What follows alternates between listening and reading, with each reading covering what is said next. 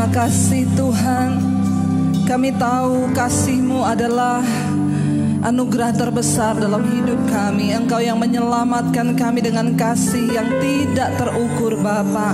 Karena itu ajar kami hari-hari ini mengerti apa yang Tuhan mau dari hidup kami, supaya kami terus menghasilkan buah dalam hidup ini Tuhan.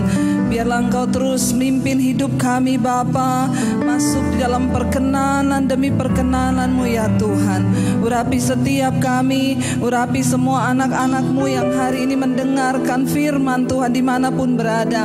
Kami percaya kuasa Tuhan tidak terbatas oleh ruang dan waktu. Roh Kudus sanggup bekerja memulihkan setiap hati.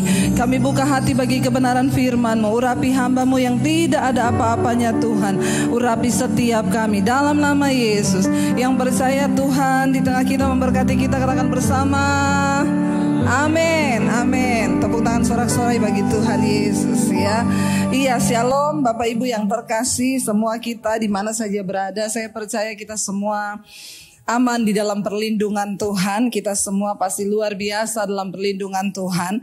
Iya, hari-hari ini kita masih ada di saat-saat yang bahkan kita tidak tahu sampai kapan kita akan mengalami semua ini. Tapi bagian kita hari-hari ini adalah mempercayai Tuhan dan terus menghasilkan buah ya.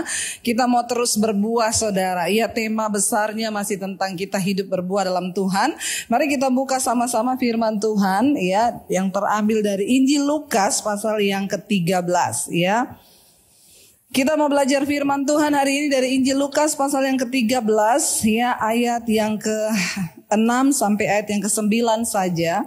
Ya, bagaimana kita ini harus berbuah dan Yesus menggambarkan kita itu seperti pohon ara yang terus berbuah. Ya, Injil Lukas pasal yang ke-13 ayat yang ke-6 mulai. Di sana judul perikopnya adalah perumpamaan tentang pohon ara yang tidak berbuah ya. Ayat yang ke-6, lalu Yesus mengatakan perumpamaan ini ya, firman Tuhan berkata kalau kita sama-sama lalu Yesus mengatakan perumpamaan ini ya, kata firman Tuhan, seorang mempunyai pohon ara yang tumbuh di kebun anggurnya. Dan ia datang untuk mencari buah pada pohon itu, tetapi ia tidak menemukannya. Ayat yang ke-7, lalu ia berkata kepada pengurus kebun anggur itu, sudah 3 tahun aku datang untuk mencari buah pada pohon ara ini, dan aku tidak menemukannya. Tebanglah pohon ini. Untuk apa ia hidup di tanah ini dengan percuma? Ayat 8, jawab orang itu, Tuan, biarkanlah dia tumbuh tahun ini lagi. Aku akan mencangkul tanah sekelilingnya dan memberi pupuk kepadanya. Mungkin tahun depan ia berbuah. Ya, jika tidak, tebanglah. Saudara, hidup kita di perumpamaan seperti ya tanaman, yaitu pohon ara. Kita tahu Yesus sedang memberikan perumpamaan tentang kaum Israel, mereka yang sudah dipilih Tuhan menjadi umat dan menjadi anaknya. Ya, dan Bapak itu adalah pengusaha ya, yang punya dari kebun anggur itu ya. Yesus mengatakan sebuah perumpamaan yang cukup ya, harusnya membuat kita sadar saudara. Di sana dikatakan Yesus mengatakan perumpamaan ini. Pohon ara, kenapa dipakai perumpamaan tentang pohon ara? Yang pertama, karena pohon ara itu berbuah di sepanjang musim. Ya, kalau durian itu ada musimnya ya. Kalau orang Indonesia tuh khususnya yang suka durian ya, kalau nggak musim durian kita mau cari durian nggak ada. Tapi pohon ara itu berbuah di sepanjang musim ya. Yang kedua, pohon ara itu kalau dia yang normal, pohon ara yang normal itu usia 6 bulan sudah berbuah. Tetapi ada yang lebih cepat lagi, baru 2 bulan sudah bisa berbuah ya, pohon ara ya. Kenapa Yesus memberikan gambaran pohon ara? Karena gambaran ini adalah ya, dia 2 bulan sudah berbuah, itu wow, sudah luar biasa ya. Dan kalau lama itu 6 bulan. Tapi Yesus berkata di sini ya, dia datang, pengusaha itu datang melihat pohon ara ini 3 tahun ya. Saudara bisa bayangkan kalau harusnya dia 2 bulan sudah berbuah, sampai 3 tahun itu capek nggak yang nanam? Ya kalau saya juga saya cabut itu saudara, saya buang aja, saya ganti sama pohon yang lain ya. Karena saya juga suka nanam, setiap hari kita memperhatikan bagaimana tanaman itu bertumbuh. Nah pohon ini, pohon ara ini ya pengusahanya itu 3 tahun. Datang setiap hari melihat.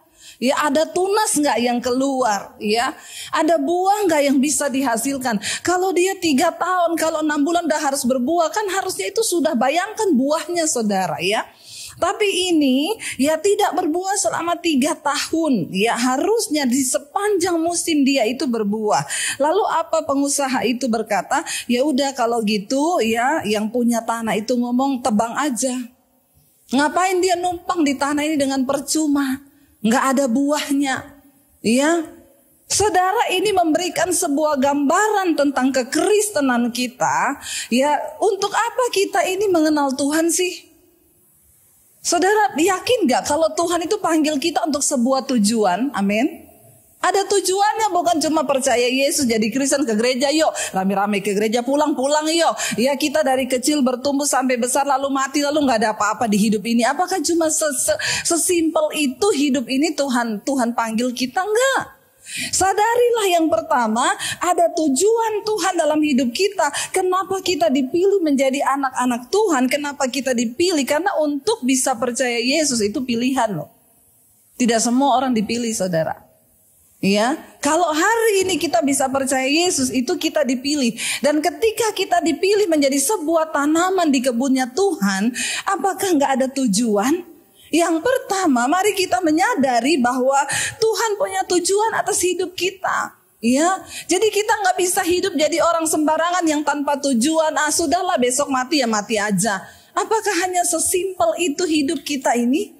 Enggak, Tuhan punya tujuan. Dan setiap orang yang mengenal Tuhan harusnya menemukan tujuan itu di dalam hidupnya. Apa sih tujuan Tuhan secara universal dalam kehidupan setiap orang Kristen? Yang pertama dan pasti dan harus adalah berbuah. Berbuah saudara ya. Kita harus berbuah. Ya, saya takutnya Tuhan sudah bertahun-tahun datang dalam hidup kita mencari buah tapi dia tidak menemukan. Ya. Yang kedua kita dipanggil untuk berbuah. Orang Kristen yang dewasa. Ya karena itu saudara ketika kita mulai pertama bertumbuh kenal Yesus. Kita jadi Kristen anak-anak. Kita masih minta-minta tanda ya. Aku ke gereja Tuhan tapi ini mendung. Kalau tidak hujan aku ke gereja. Kalau hujan aku tidak ke gereja. Nah, itu Kristen yang masih anak-anak yang belum berbuah itu ya. Lalu dia akhirnya hujan berhenti dia ke gereja. Tapi mulai kita dewasa, kita mulai berbuat di dalam Tuhan, tidak gitu lagi saudara. Sering kali mendung kita doa, Tuhan hujan berhenti, tambah deras. Ya, lah disinilah Tuhan lihat apakah kita ini Kristen anak-anak atau sudah mulai bertumbuh atau sudah mengeluarkan tunas untuk berbuah. Tujuan dari buah dari sebuah pohon itu untuk apa saudara? Untuk dinikmati. Ngapain kita nanam pohon gak berbuah? Gak ada yang bisa dinikmati. Ngapain Tuhan panggil hidup kita kalau kita ini cuma hidup sembarangan dan ya udahlah besok mati sudah selesai. Dan ya saudara mari kita mulai merenung. Saya itu selalu berkata begini kepada anak saya, kepada siapa yang saya temui, hidup ini harus berdampak. Buat siapa? Gak usah muluk-muluk ngomong ke bangsa-bangsa. Ya, berdampak buat orang yang ada di sekeliling kita dulu. Orang yang tinggal serumah dengan kita. Sudahkah hidup kita ini berdampak? Ya tentunya bukan dampak yang buruk ya. Tapi dampak yang baik. Bagaimana kita bisa hidup berdampak bagi orang di sekeliling kita? Ya cara satu-satunya kita berbuah. Bukan buah yang busuk. Bukan buah yang asem. Ya orang Kristen bertahun-tahun hidup gak ada perubahan hidup. Di rumah aja jadi batu sandungan. Jadi istri malasnya minta ampun. Jadi suami malas. Apalagi dengan adanya sekarang kaum rebahan. Ya rasanya wah rebah terus ya. Ini perlu bertobat saudara ya. Karena hati-hati loh kita berbulan-bulan ini rebahan terus. Ya nanti setelah 3 bulan kan ada statement yang berkata sesuatu yang dilakukan selama 21 hari itu menjadi sebuah kebiasaan. Nah kita ini sudah berapa bulan ini rebahan terus di rumah. Ya kalau orang yang tidak berbuah ya udah dia pakai kesempatan itu rebahan dari pagi sampai malam. Di tempat tidur terus sampai emaknya aja bosan lihat mukanya.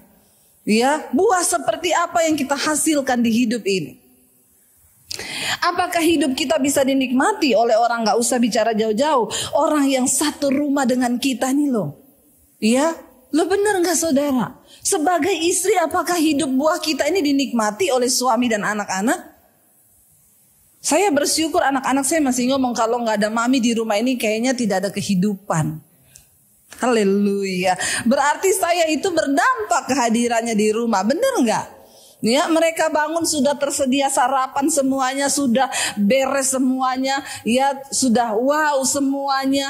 Ya, ketika kita ini berbuat dalam Tuhan. Tapi kalau saya nggak kenal Yesus kayaknya nggak kayak begitu. Karena saya dulu di rumah orang yang paling malas. Tapi ketika saya terima Yesus, saya baca Alkitab. Hai pemalas, belajarlah kepada semut. Karena orang malas itu temannya kemiskinan. Lalu saya mulai berubah, saya harus jadi rajin. Untuk mengubah karakter itu, apakah kita doa di kamar lalu bilang ini, Tuhan ubah saya jadi rajin. Terus kita berubah kayak robot begitu, kayak film-film? Enggak. Ada harga yang harus dibayar, ada daging yang harus dimatikan. Iya. Ada sebuah kerinduan mendalam yang hari-hari ini saya bersyukur. Saya dapat banyak WA dari orang-orang yang berkata, Ibu saya pengen berubah Bu. Iya, saya pengen diubahkan hidup saya sejak saya dengerin firman-firman Tuhan. Iya, kita harus berubah. Bagaimana caranya kita berbuah? Dengarkan firman Tuhan saudara, amin. Iya, dengar banyak khotbah-khotbah. Jangan banyak nonton drakor. Ya, dan itu TV pintar sekali. Di saat orang semua lagi stay at home, maka drakor bermunculan. Ya, para ibu-ibu tiap hari nonton drakor, anak-anak muda. Ya, bagaimana kita bisa berbuah? Dengarkan banyak firman Tuhan. Isi pikiran kita, isi hidup kita, istilahnya cuci otak kalau dibilang ya saudara. Ya, dengan kita mendengarkan firman Tuhan, ya, makanya saya ada bikin tayangan Amsal setiap hari. Itu bagus sekali saudara, bagaimana hidup kita ini bisa diubahkan. Hikmat itu berseru nyaring, kepandaian, kebijaksanaan itu memanggil semua orang. Tetapi banyak orang lebih memilih untuk hidup di dalam kebodohan. Ini orang yang tidak mau berbuah. Ya, Tuhan panggil kita untuk apa? Untuk berbuah, untuk bisa dinikmati hidupmu. Coba suami tanya kepada istrimu, "Say, kamu udah menikmati buahku apa belum?" Ya, kamu sudah melihat enggak apa ya dari hidupku ini yang sudah kamu rasa menyenangkan atau belum? Saya ini sebagai suami sudah ada manfaatnya belum buat kamu? Harus belajar terbuka begitu loh. Ya, sebagai istri kita juga harus tanya kepada suami dan anak-anak kita. Sebagai istri, saya selama ini sebagai ibu, saya berdampak gak buat kalian? Itu introspeksi diri supaya kita ini tahu apakah kita ini berbuah atau tidak. Jangan sampai kita hebat di luar, padahal di dalam, ya. Saudara, kita berdoa semua supaya Tuhan memberikan kita hikmat dan kita bisa terus mengejar Tuhan, mengejar buah. Yang terakhir saudara ya, saya cuma berdoa supaya ketika Tuhan datang, ya kita ada di hari-hari yang terakhir. Saya tidak akan pernah berhenti mengingatkan saudara, apalagi melihat tanda zaman. Hari-hari ini kita sudah di new normal. Jangan senang dulu kalau dibilang new normal, itu seleksi alam saudara. Pada akhirnya kita hanya mau berkata dan beriman pada Tuhan. Mati adalah keuntungan, hidup adalah Kristus. Siapa yang tahu? Kita ini seperti dilepas di tengah ya ular yang berbisa. Tinggal pinter-pinternya kita biar gak kena gigit ular kan. New normal. Karena memang berdiam di rumah terus juga orang mati bukan karena corona. Karena gak ada penghasilan, mati karena lapar, gak bisa makan. Tapi mau dilepas seperti apa? Ya inilah kita harus beradaptasi. Ya kita harus, dan saya percaya saudara, mari kita mulai berpikir bahwa dalam hidup ini ada yang namanya batasan waktu. Time limit itu akan selesai. Pengusaha anggur yang punya tanah itu berkata, "Baik, saya kasih waktu sampai tahun depan. Tapi kalau dia tidak berbuah juga, tebang." Ini berbicara tentang apa? Saudara, hidup ini tidak akan selama-lamanya kita ada di dunia. Tuhan sudah memberi banyak waktu untuk kita bisa berbuah dan berubah. Tuhan mau apa? Ketika dia datang satu saat nanti, dia temukan dalam hidup kita ini ada buah yang bisa dinikmati. Ya, time limit hidup tidak ada satu orang pun yang tahu. Saya nggak tahu, mungkin nanti malam saya masih ada atau tidak ada. Ya, saudara juga nggak tahu nanti malam saudara masih ada atau tidak ada. Begitu dengan adanya corona ini kita melihat kematian di sekeliling kita, betapa mudahnya orang meninggal. Iya, nggak usah tunggu yang tua-tua. Jangan berpikir gini, iya katanya yang tua-tua yang bakalan mati. Hei, haleluya, bertobat saudara ya. Ya, yang muda banyak tuh dokter belum menikah masih umur 30 tahunan meninggal karena corona. Ya, kita tidak boleh menghakimi yang meninggal karena corona berdosa. Enggak, mati adalah untung di dalam Tuhan asal kita percaya Yesus. Tapi pertanyaannya, sebelum kita dipanggil, apakah kita sudah menghasilkan buah? Karena Alkitab berkata Tuhan tidak berkenan pada kematian orang fasik, tetapi pada pertobatannya. Mari selama kita dikasih waktu, kita mau sungguh-sungguh mengejar buah pertobatan dalam hidup kita saudara. Kenapa? Karena di dalam Lukas pasal yang ketiga ayat 9 di sana dikatakan, kapak sudah tersedia pada akar pohon. Dan setiap pohon yang tidak menghasilkan buah yang baik akan ditebang dan dibuang ke dalam api. Ya, kapak sudah tersedia. Nah, kalau kita tidak berbuah, saudara, kita akan ditebang. Pengusaha kebun itu berkata, ya, aku beri waktu 1 tahun lagi. Mari kita introspeksi diri kita hari-hari ini jemaat Tuhan. Kalau engkau sebagai suami, sudahkah engkau berbuah menjadi imam yang benar di tengah rumah tanggamu? Kalau engkau sebagai istri, sudahkah engkau menjadi penolong yang sepadan bagi suami dan anak-anakmu? Kalau kita sebagai anak, mari kita introspeksi diri, apakah kita sudah menjadi anak yang benar-benar berbakti kepada orang tua? Ya, mari kita mulai terus mengejar Tuhan. Mari di hari-hari ini selama masih diberi waktu loh. Selama masih Tuhan beri waktu, mari kita mengejar Tuhan. Kita mengejar perkenanan Tuhan, kita mengejar anugerah, kita mengejar hadiratnya, kita mengejar kekudusannya, kita mengejar apa yang Tuhan mau dari hidupku. Tuhan, selama engkau masih beri aku waktu, aku mau terus melakukan apa yang berkenan di mata Tuhan. Mari kita berdoa saudara, supaya Tuhan berikan kita kekuatan, supaya Tuhan berikan kita kemampuan, supaya Tuhan berikan kita anugerah. Karena ya mungkin ada banyak orang yang berkata gini, saya nggak bisa lepas Bu dari rokok, saya nggak bisa lepas dari pornografi. Ya, Tuhan tidak mencari orang yang mampu hari-hari ini, tapi Dia cari orang yang mau. Waktu engkau berkata aku mau Tuhan, lalu engkau datang menyerahkan diri kepada Tuhan, maka Dia Tuhan yang turut bekerja mendatangkan kebaikan dalam hidupmu. Dia cari orang yang mau. Waktu kita mau berkata Tuhan aku mau Tuhan. Ya, maka Rasul Paulus berkata, apa yang tidak mungkin aku lakukan karena keterbatasanku sebagai seorang manusia, itu sanggup dilakukan oleh Allah dalam diri kita. Karena kemampuanku itu ya bukanlah dari dalam diriku, karena segala kemampuanku itu berasal daripada Tuhan. Bagian kita hari ini mau berubah saudara. Ya, mari kita bangun dari tidur kita dan mulai berkata, Tuhan, aku tidak ingin jadi Kristen yang begini-begini aja. Aku gak ingin jadi orang Kristen yang dari dulu sekarang. Ada lagi yang bilang begini saudara. Ya, kalau saya tuh pernah pelayanan ke tempat ya Indonesia bagian timur sana yang masih banyak yang mabok saudara ya. Bahkan kalau mabok putar lagu rohani. Ya, katanya saya biar mabok tetap rohani. Ya, ketika saya bertanya, kamu gak mau berubah ya? Dia bilang, oh kan Tuhan Yesus tidak berubah. Kan kita harus menjadi sama seperti Yesus. Ya, dia nyanyi lagi, Tuhan Yesus tidak berubah, demikian juga saya tidak berubah. Saudara, mari kita bertobat hari-hari ini. Tuhan tidak berubah, tapi kita harus berubah. Berubah bagaimana?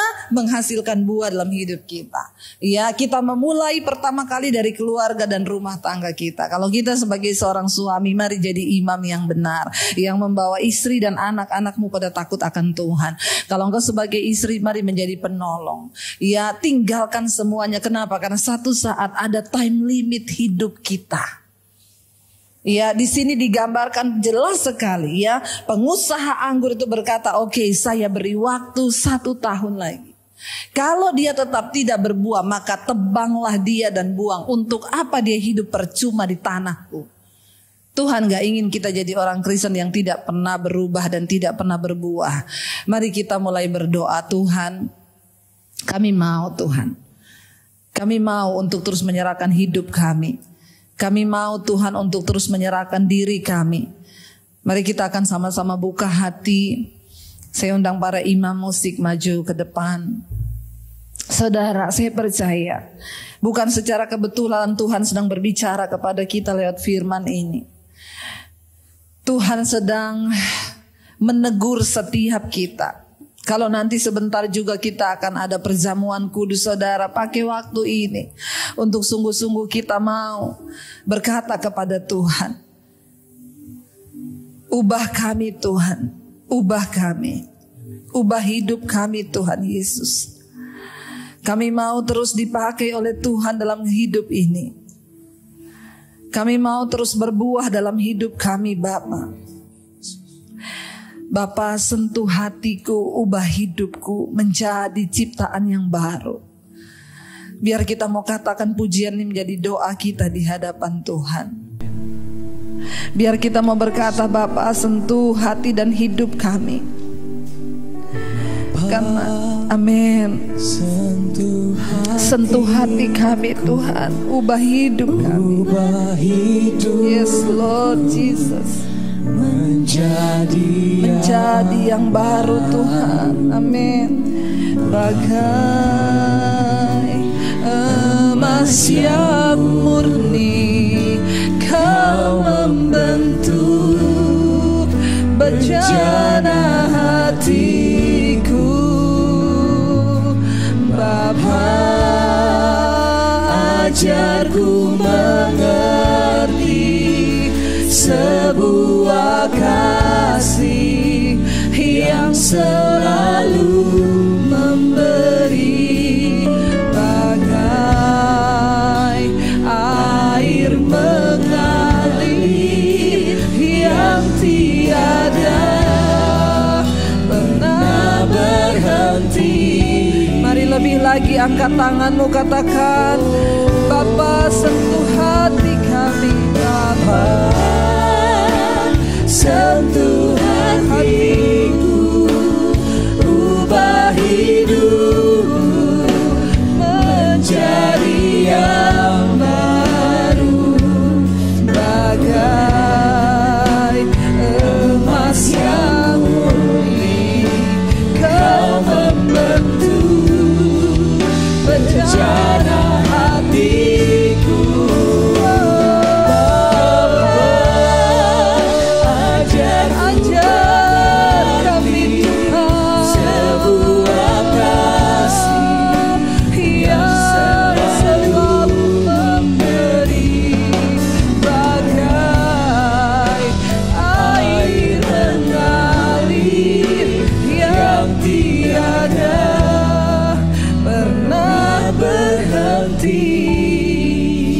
Mari buka hatimu di hadapan Tuhan. Bapa, satu hal yang kami rindukan Tuhan, bawa kami untuk terus menghasilkan buah dalam hidup kami. Ajar kami menghargai setiap waktu yang Tuhan berikan, karena kami tahu hidup ini ada time limitnya, ada waktu selesainya Tuhan. Selama Engkau masih beri kami kesempatan hidup, kami mau terus menghasilkan buah pertobatan di dalam hidup kami. Biarlah Engkau melihat setiap hal yang masih tidak berkenan dalam hidup kami. Tuhan, ampuni kami Bapa. Ampuni segala dosa-dosa mungkin dalam hidup kami. Ampuni jika kami tidak menghasilkan buah yang manis, tetapi buah yang pahit, karena dosa, kenajisan, percabulan, amarah, kepahitan, dendam, ketakutan, atau apapun yang tidak berkenan. Hari ini Bapa, kami mau terus hidup di dalam buah yang manis bagimu Tuhan, agar hidup kami dapat dinikmati oleh orang di sekeliling kami, bahkan hidup kami dapat dinikmati untuk Tuhan.